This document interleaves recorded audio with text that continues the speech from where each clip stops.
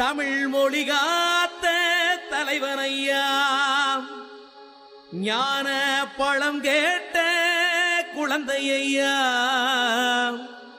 அப்பனுக்கு பாடம் சொல்லி ஆறுபடையாட்சி செய்யும் ஏசாமி முருகனையா.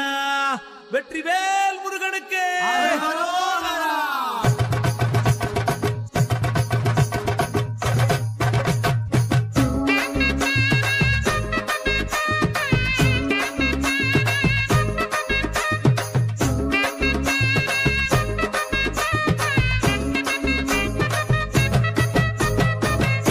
சின்ன